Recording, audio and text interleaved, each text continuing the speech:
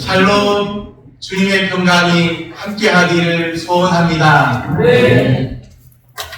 대략 한 30년 전쯤으로 기억되는데요. 제가 중고등학교 학생일 때 저의 집에 어떤 액자가 하나 걸려 있었습니다. 그 액자가 어떤 액자냐면 예수님 사진. 그런 액자 보신 적 있는지 모르겠는데 예수님 사진.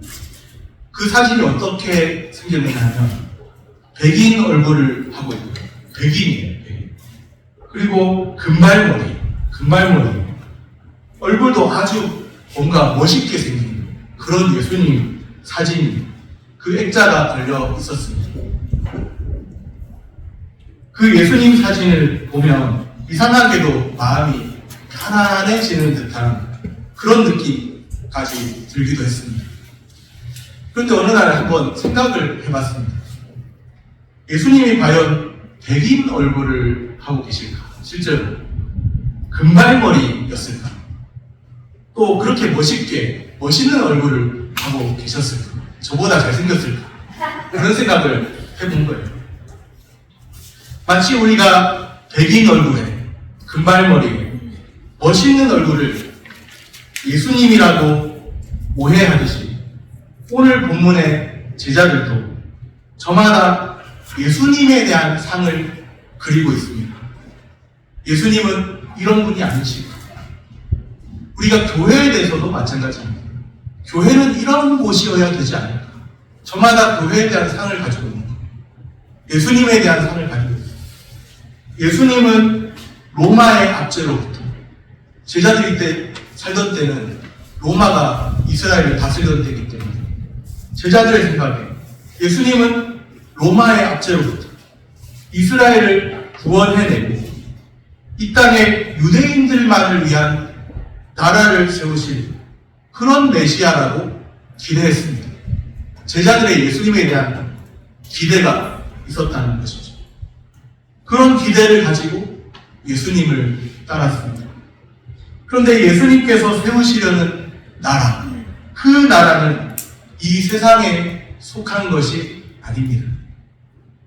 오늘 본문 21절은 이때로부터 이렇게 시작됩니다. 이때로부터는 이전과는 다른 새로운 전환이 있음을 보여줍니다. 이때로부터 뭔가 달라지는 이전과는 다른 새로운 전환, 그것이 무엇일까요? 계속해서 21절을 보면 이렇게 말씀하죠. 이때로부터 예수 그리스도께서 자기가 예루살렘에 올라가 장로들과 대제사장들과 서기관들에게 많은 고난을 받고 죽임을 당하고 제3일에 살아나야 할 것을 제자들에게 비로소 나타내십니다. 이때로부터 비로소 나타내십니다. 이때로부터 비로소 나타내신 것이 있습니다. 예수님께서 예루살렘에 올라가신다는 것. 거기 예루살렘에는 장로들, 대제사장들, 서기관들이 있습니다. 이 사람들이 어떤 사람들인가? 한마디로 말해서 종교 지도자들입니다. 그 당시에, 예수님 당시에 종교 지도자들. 그 종교 지도자들이 있는 예루살렘으로 올라가셔서 거기서 고난을 받고 죽임을 당하고 부활하신다는 말씀을 하십니다. 제3일에 살아나야 할 것을 부활하신다는 말씀을 하십니다. 예루살렘이 언급되고 예수님의 고난과 죽음, 부활에 대해 말씀하십니다.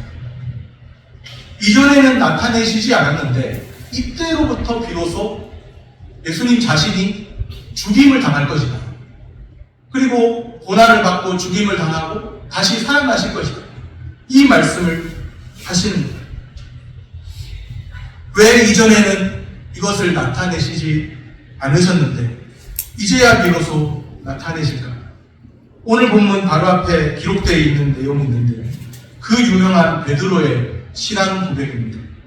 마태복음 1616 기억하기 쉽습니다. 마태복음 16장 16절에 보면 베드로가 예수님에 대해서, 예수님의 수제자잖아요. 예수님에 대해서 고백을 합니다. 주는 그리스도시요 살아계신 하나님의 아들이십니다. 베드로가 성령 충만해서 주님은 그리스도십니다. 그리스도는 이제 메시아와 같은 뜻이라고 보시면 됩니다. 주님은 그리스도십니다. 살아계신 하나님의 아들이십니다. 그런 고백을 진실로 위대한 신앙 고백이죠. 이렇게 베드로의 신앙 고백이 있은 후에 그 그리스도가 베드로가 고백했던 그 그리스도가 어떤 분이신지를 말씀하는 예수님이 그리스도시고 메시아이신데 종말에 나타날 구원자이신데 그 구원자 그리스도가 어떤 분이신지를 베드로의 신앙 고백 이후에 비로소 나타내십니다. 제자들은 전혀 예수님의 죽음은 생각조차 못했습니다. 예수님의 고난, 예수님의 죽음 이런 것을 생각조차 못했습니다. 그런데 예수님께서 비로소 나타내시죠. 그리스도시요 살아계신 하나님의 아들은 고난받고 죽임당하고 부활하는 메시아라는 것을 밝히 나타내십니다. 그 어느 누가 생각했겠습니까? 하나님의 아들, 살아계신 하나님의 아들. 그 하나님의 아들은 우리가 기대하는 바로 능력 있는 하나님의 아들이라고 생각하죠. 고난을 받고 죽임을 당하고 그렇게 십자가에 돌아가실 그런 분이시라. 예수님이 십자가에 달려 돌아가시고 부활하시기 이전에 그 어느 누가 상상이라고 했겠습니까? 그런데 예수님께서 비로소 나타내십니다. 주는 그리스도 살아계신 하나님의 아들 베드로의 신앙 고백이죠. 너 잘 말했다. 그래, 내가 바로 그런 그리스도다. 그 그리스도다. 그런데 그 그리스도는 고난받고 죽임당하고 다시 살아나시 그 그리스도라는 거예요. 베드로를 비롯한 제자들은 예수님이 메시아, 그리스도라는 확신에 가득 차 있었습니다. 주는 그리스도시. 그때 예수님이 그들이 그리고 있는 메시아에 대한 상을 과감하게 깨뜨리시는 거예요. 고난의 메시아라고 말씀하십니다. 제자들은 예수님은 메시아이기 때문에 자신들이 살고 있는 그 로마의 압제에서부터 자신들을 건져내 주실 분이시다. 우리의 기대를 충족시켜 주실 분이시고 예수님만 따르기만 한다면 뭔가 인생이 바뀔 것이다. 그런 기대를 가지고 따르고 있는데 그 그리스도는 바로 고난받는 그리스도라고 말씀하십니다. 고난받고 죽임당하고 부활하시는 메시아. 제자들이 듣도 보도 못했던 내용입니다. 제자들은 그런 생각을 한 번도 해본 적이 없습니다. 예수님을 따르면 예수님이 고난받고 죽임당하듯이 제자들도 그렇게 되리라는 생각을 해본 적이 없습니다. 만일에 어느 누가 처음에 교회 방문했는데 이제부터 당신의 앞길에는 예수 그리스도를 믿기 때문에 영광스러운 길이 분명하지만 거기에는 이제 고난의 길이 쫙 펼쳐져 있습니다. 이렇게 말한다면 누가 따르겠습니까? 아무도 안 따르죠. 어떤 미친 사람이 그렇게 고난의 길을 자청해서 가겠습니까? 성령님이 역사하시니까 이 길이 영광의 길이요 생명의 길인 줄 알고 따르는 거죠. 네. 고난받고 죽임당하고 부활하는 메시아. 제자들이 기대하던 메시아가 아니었습니다. 내가 기대했던 신앙은 이런 거 아닌데, 내가 생각했던 교회는 이런 모습 아닌데, 그런 모습 가지고 내가 기대하는 교회에 대한 상을 그리고 나온 사람들 중에는 뭐 교회가 이래 이러면서 실망하고 돌아서는 사람도 많습니다. 예수님은 좋은데 교회가 싫어요. 교회 다니는 사람이 싫어요. 그러면서 떠나가는 사람도 많습니다. 교회에 대한 상이 있어요. 이미지가 있어요. 성경에서 말하는 교회에 대한 상, 성경에서 말하는 메시아에 대한 상, 그것이 아니라 자신이 각자 가지고 있는 신앙은 이래야 한다, 교회는 이래야 한다, 우리의 구원자는 이래야 한다, 그런 상이 있는 겁니다. 제자들이 그런 메시아를 기대하고 이제까지 따라온 거예요. 자기들이 그리고 있는 메시아를 기대하고 따라온 거예요.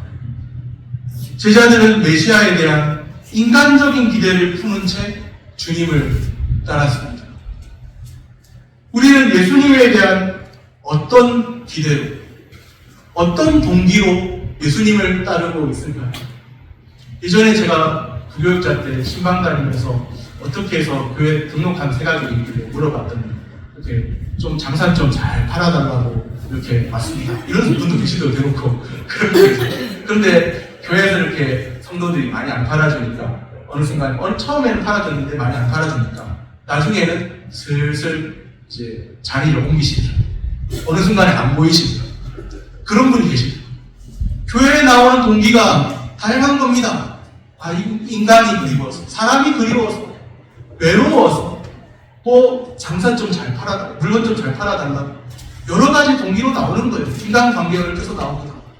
그런데 성경이 말씀하는 메시아, 하나님이 말씀하시는 그리스도가 어떤 분이신지, 성경이 말씀하는 진정한 기독교 신앙이 무엇인지, 성경이 말씀하는 교회가 무엇인지 제대로 살펴보지 않고 그냥 그저 내가 가지고 있는 어떤 교회에 대한 삶, 그리스도에 대한 삶, 무엇인가 그런 것을 이미지를 그려놓고 나오고 내 기대대로 왜 안 될까? 왜 교회가 이렇게 내가 생각한 대로 재미가 없지? 재미로 나오는 사람들이 있는 것 같아요. 그런데 그러면서 이제 슬슬 등을 돌리기 시작하는 거죠. 오늘 우리는 이 말씀을 보면서 내가 그리스도를 따르는, 내가 예수님을 따르는 동기는 무엇인지 우리의 기대와 동기를 분명하게 살펴보아야 합니다. 주님은 우리의 인간적인 욕구나 채워주는 그런 하나님이 아니십니다. 물론 때로 필요한 것들을 채워주시기도 하시고 우리를 붙들고 계심이 분명하고 우리의 삶을 주관하시는 이가 분명하지만 우리의 어떤 인간적인 욕구나 채워주기 위해서 이 땅에 오신 분이 아니에요. 죄의 문제를 해결하시기 위해서 죄와 사망의 권세를 이기시고 사람들을 살려내시고 또한 복음으로써 사람들을 세워가시고 참된 생명의 길이 무엇인지를 보여주시고자 이 땅에 오셨습니다. 우리는 예수님이 누구신지를 바로 알고 올바른 기대와 동기로 주님을 따라야 할 줄로 믿습니다. 신앙은 자신의 필요와 동기에 따라 움직이는 것이 아닙니다. 제자가 가야 할 길은 그런 것이 아닙니다. 제자의 길이 있습니다. 제자의 길. 그것을 세 글자로 제자도라고 부릅니다. 제자의 길. 제자도. 제자도의 기준이 있다면 우리의 생각이 아니라 예수님의 말씀입니다. 우리는 성경이 결론이 되게 해야 합니다. 성경이 우리의 출발점이 되고 우리의 전 삶의 과정을 지배하고 성경이 우리의 결론이 되게 해야 합니다. 그러면 예수님이 말씀하시는 제자의 길이 무엇일까요? 오늘 본문 24절, 25절 말씀입니다. 제자도에 대한 아주 유명한 말씀인데요. 24절, 25절을 한 목소리로 같이 읽겠습니다. 이에 예수께서 제자들에게 이르시되 누구든지 나를 따라오려거든 자기를 부인하고 자기 십자가를 지고 나를 따를 것이니라. 누구든지 제 목숨을 구원하고자 하면 잃을 것이요 누구든지 나를 위하여 제 목숨을 잃으면 찾으리라. 아멘. 이것이 예수님이 말씀하시는 제자도입니다. 24절, 25절. 누구든지 나를 따라오려거든 자기를 부인하고 자기 십자가를 지고 나를 따를 것입니다. 자기를 부인하고 자기 십자가를 지고 주님을 따르라고 말씀하십니다. 누구든지 제 목숨을 구원하고자 하면 잃을 것입니다. 자기 목숨을 위해서만 살려고 하면 잃을 것입니다. 누구든지 나를 위하여 제 목숨을 잃으면 찾으리라. 이것이 바로 제자들입니다. 제자는 자기를 부인하고 그 말은 나 자신이 소중하지 않다. 그런 말은 아니에요. 하나님이 하나님의 형상대로 창조하셨는데 왜 소중하지 않겠습니까? 또한 우리는 예수 그리스도의 핏값으로 사신 존재인데 그렇게 구원받은 존재인데 그렇게 구원받은 하나님의 자녀인데 왜 소중하지 않겠습니까? 하늘 아버지께서 우리에게 한순간에 나의 삶의 모든 상황에 필요한 것들을 내가 원하는 대로 채워주지 않고 내 길을 내가 생각하는 대로 열어주지 않는다고 해서 하나님이 나를 귀하게 보지 않으시겠습니까? 하나님의 자녀인 하나님의 자녀입니다. 하나님은 분명히 우리를 소중히 보세요. 그런데 우리는 하나님께서 소중히 보시는 나, 자기를 부인하는 것이 무엇인지를 알아야 합니다. 자기 중심적으로 사는 것이 아니라 하나님 중심적으로 사는 거죠. 자기를 부인하고 자기 십자가를 지고 주님을 따르라 말씀하십니다. 제자들에게 요구되는 것이 바로 이것이죠. 자기 부인과 자기 십자가입니다. 제자들은 예수님이 가신 좁은 길, 십자가의 길을 가야 합니다. 이 길이 좁은 길이어도 영광의 길이기 때문에, 생명의 길인 것이 분명하기 때문에, 이 길만이 생명의 길인 것이 분명하기 때문에 우리는 이 길을 가야 합니다.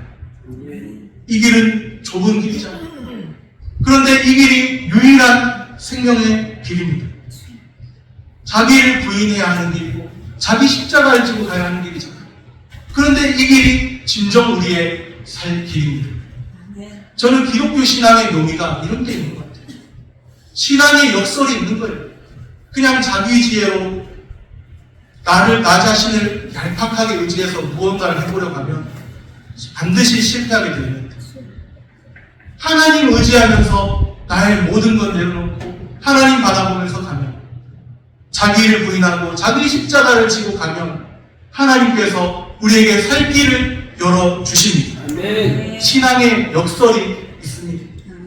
자기를 부인하고 자기 십자가를 지고 주님을 따르면 죽는 것이 아니라 사는 역사가 나타납니다. 아멘. 주님을 위해 잃는 것 같지만 결국 참 생명을 얻습니다. 아멘. 성경이 말씀하는 참 생명, 유일하신 참 생명, 유일하신 참 하나님을 알고 예수 그리스도를 아는 그 기쁨 속에서 살아가게 됩니다. 아멘. 진정한 성도의 삶은 하나의 역설입니다. 예수 그리스도를 따르는 신앙의 역설입니다. 그 묘미, 기독교 신앙의 그 묘미를, 그 맛을 알아야 돼요. 그 맛을. 어떤 이 컵에 있는, 이 컵에 좀 아주 맛있는 음료가 담겨 있는데, 이 맛을, 색깔을 보여드려도 안 보이시죠? 맛을 모르시겠죠? 이 맛을 어떻게 해야 알 수 있느냐? 직접 이렇게 먹어봐야 알아요. 그냥 머리로 저 색깔은 컵 안에 보니까 약간 붉은 액체가 들어있다. 저거는 뭐 같다. 그렇게 한다고 해서 머리로 분석한다고 맛을 아는 게 아니에요. 그 맛은, 기독교 신앙의 맛은 그냥 이런 것 같다. 머리로 분석하고 머리로 생각해낸다고 아는 것이 아니라 맛을 봐야 됩니다. 맛 좀 보시겠습니까? 맛을 보셔야 됩니다. 기독교 신앙의 묘미는 먹어본 사람이 아는 겁니다. 신앙의 역설을 알아야 됩니다. 자기를 부인하고 자기 십자가를 지고 주님을 따르는데, 주님은 참 생명의 길이 무엇인지 나에게 보여주시고 이 길에서 돌아서면 안 된다 말씀하시고 이 길만이 생명의 길이라고 말씀하십니다. 이 길은 생명의 길입니다. 자기를 부인하고 자기 십자가를 지고 주님을 따를 때 신앙의 역설을 경험하게 됩니다. 아멘. 자기 중심적으로 살면 행복할 것 같지만 그것이 아닙니다. 하나님 중심으로 살아야 진정 행복한 길이 열립니다. 자기를 부인하고 자기 십자가 지고 주님을 따르는 제자도를 실천하며 사시기를 바랍니다. 아멘. 맛을 봐야 되는데 맛을 보지 못합니다. 그리스도인이란 이름은 있는데 세상에서 세상 사람들이 볼 때에도 부정직하고 뭔가 이런 사람들이 무슨 신앙인이냐 그런 말을 듣는 거예요. 그러니 교회가 세상이 볼 때는 교회가 행복한 모습도 아니고 좀 뭔가 나쁜 말을 하면 가증스러운 모습으로 보이기도 하고 그렇게 보이는 것 아니겠습니까? 여기에 계신 우리 모두는 신앙의 맛을 알아요. 신앙의 묘미를 알아요. 주님을 따르시기를 바랍니다. 아멘. 말씀을 정리합니다. 우리의 기대와 동기를, 예수님을 따르는 우리의 기대와 동기를 분명하게 살펴봐야 합니다. 이제까지 나는 예수님을 무슨 이유로 따르는지 생각해 보지도 않았는데 그런 분이 계십니다. 이제부터라도, 이때로부터 예수님이 비로소 나타내신 것처럼 이제부터라도 새롭게 출발한다는 마음으로 다시 시작해야 합니다. 예수님이 누구신지 바로 알고 올바른 동기와 기대로 주님을 따라야 합니다. 진정한 성도의 삶은 하나의 역설입니다. 자기를 부인하고 자기 십자가를 지고 주님을 따르면 잃는 것 같아도 결국 참 생명을 얻습니다. 아멘. 참된 제자도로 주님을 따르며 사시기를 축복합니다. 아멘. 기도하겠습니다.